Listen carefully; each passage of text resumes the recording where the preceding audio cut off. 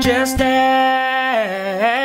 Hey folks, Chris Ross here. I will be your guest host while the handsome one is away. I've been getting a lot of questions about the origins of songs and stories behind them and stuff like that, so I'm gonna tackle some of that today. This episode we're gonna focus on a song from my first record, The Steady Stumble, a song called Stay a Little Longer. The background of the song, my father lives up in Quebec, has for 15, 16 years now. So ever since I've had my license, I've been driving there and back a couple times a year. It's like a 5-hour drive, 4.5. So I started writing the song one time in the car on the way back. Obviously, I wasn't playing a guitar and driving. Don't play guitar and drive at the same time. It's a public service announcement. Stay in school. One time I got in trouble at the border when I was 17, 16, and they found seeds and stems on the floor of my car because I didn't vacuum well enough. Anyway, they took me into this little room and they put the seeds and the stems in this little chemical and they shook it and it turned blue, which means it was pot, dude. Eventually ended up letting me go, but it was a friggin' huge pain in the ass. And so now whenever I cross the border and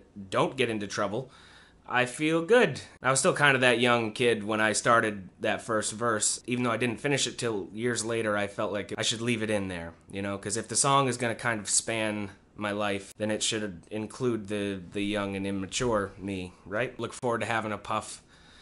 That whole thing, kids.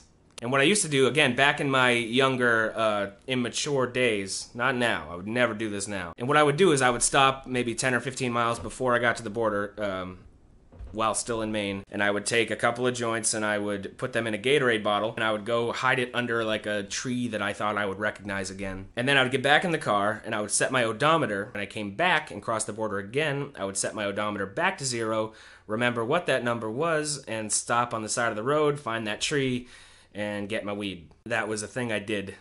I'm sorry, Mom. So then that whole hefty grin I had tucked away, that line is kind of referring to that. The coffee in the Norridge Walk store, I'm not sure that it was Norridge Walk. I'm sorry. Towns all kind of bleed together a while when you're driving that so many times. But Norridge Walk is a fun name and distinctly Maine sounding. I do drive through Norridge Walk, I think. Right? Check the maps! The verse about the Bangor girl, that's got some funny stories around it. First of all, I want it to be clear if it wasn't already. It's an obvious shout out to Cripple Creek by the band, The Drunkard's Dream, if I ever did see. So the Bangor girl, I was talking to some guy one day years later, and he said that verse in Stay a Little Longer, when you talk about the girl in Bangor, I always think of this particular girl. And so I get talking to him, and it ends up it's the same girl. What are the friggin' chances? Frontier line, when you're driving back into Maine from Quebec, the signs don't say, like, USA 5 miles ahead, or kilometers. They say Frontier. The girl, the log house, that was a real place. That place burnt down last year, which is very sad. It was a real house and a real place and a real girl. The old white farm. That's where we're sitting right now. The sunflower on the barn is a real thing. 50 years ago, some amount of years ago, my grandfather, Bill Moise, was paying a kid to paint the trim on that window that you see there.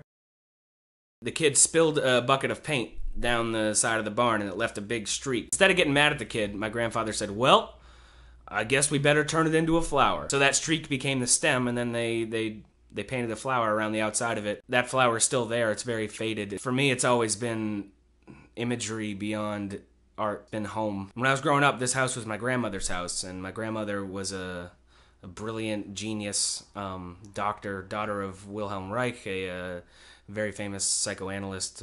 You can Google it and get lost for a while. She was always traveling the world and giving lectures and doing all this kind of stuff. And when I finally finished this song, she had already passed away. She died in 2008. So I wrote that verse about her. So yeah, it's not a song about a girl or about a grandmother or about a father or about a border crossing. It's about kind of what I felt like were a lot of the important things that were all happening in my life over a matter of years. Thanks for hanging out, everybody. Maybe you learned something. Maybe I learned something. I don't know. But remember, I am raising money to make my next album using crowdfunding, using this whole thing. You can pre-order the album. You can get all sorts of cool rewards. Get me to cover any song you want. I'll give you a Skype show, whatever you want. Check it out. There's a lot of awesome stuff. But I'll also be releasing a couple of these Just Ask videos exclusively over there which will only be available to people who have pledged. But either way, thanks so much for watching, everybody. I love you. See you next time. Just